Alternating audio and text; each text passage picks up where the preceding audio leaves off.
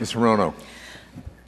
I'd appreciate short answers because we're running out of time. Dr. Michaels, in October, Secretary Solis suggested imposing a fine of $87 million on BP. Has BP paid that fine? No, we are still in settlement negotiations with them. But you intend to pursue that to the ultimate degree. But more importantly than the fine, we want the hazards abated. And that's what sure, they need to make the changes. I take it at the Texas refinery, right? That's at Texas City, okay. Correct. Mr. Slider, you said in your testimony that after large disasters, which this is, there is a panel investigation done. Was a panel investigation done after the Texas disaster where 15 people died and 170 people were injured? None that we were involved in. That isn't within our jurisdiction. We have from 3 miles out. You're speaking of the Texas refinery? Yes. No, we do not have jurisdiction. So who did the investigation on that? And shouldn't there be some lessons learned because we're talking about the same company? OSHA investigated, and the Chemical Safety Board did a very extensive investigation. We have lots, and the Baker Commission. We have lots of lessons learned. The problem is applying them. You said that could have been applicable. That applies. I think there are several, yes. Apparently the MMS people didn't get it, right?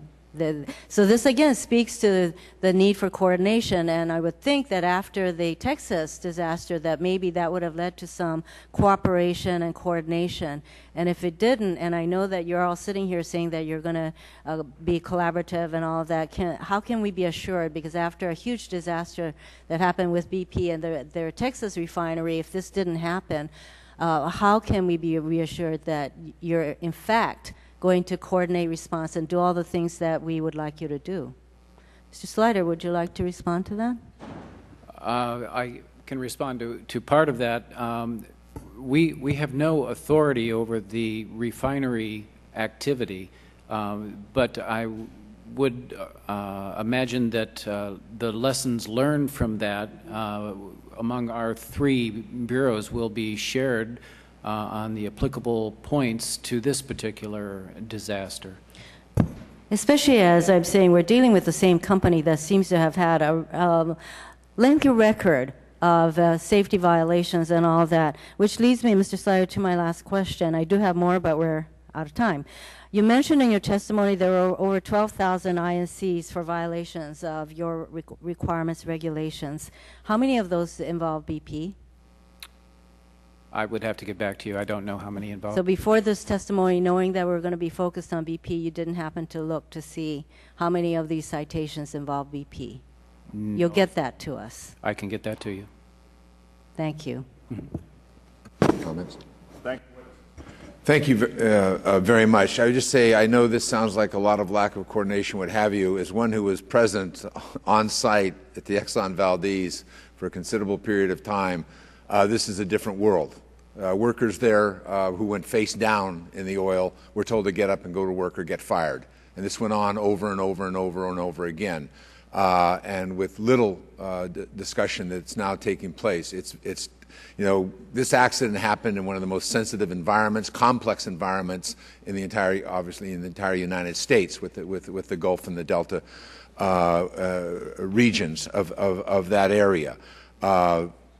We all understand the magnitude of this spill and the rest of that, but the fact of the matter is that we're now in real time talking to workers, and workers have a place to report, I think is really a testimony how far we've come from 9/11, Katrina, Exxon Valdez to today's, and I want to appreciate that coordination. We're trying to figure out, it's not just the question of coordination, but that we really have, we remove the barriers to the expertise being applied where it should. And that's not a process of second guessing. This is an opportunity to learn. As we said, we're referring back to laws of 1953, 1979, 1983. It's a different world out there today in disaster response, in worker safety, in the complexity of these work sites today. Here, what is a human safety problem can become an environmental problem rapidly, because when something goes wrong on one of these rigs that ordinarily would injure somebody, it would be confined, like my hometowns, the refineries, it can get out of hand rather rapidly. And so these crossovers here are difficult jurisdictionally to deal with. We never thought we would ever use this much dispersant at one time. that decision is far different than the initial one. Well, it may be helpful in the short run. Anyway, I really appreciate your cooperation with the committee. We're going to come back to you. I'm very, very concerned about the process management rule being expedited. I know there's some pressure to get it done. I think we better pause a moment here and see if this is really the rule that we want in place, and that it will work given the magnitude of this tragedy. So with that, all members will have 14 days to submit additional materials and questions for the hearing record. And again, thanking the witnesses for your time and your expertise and your experience, the hearing will stand adjourned.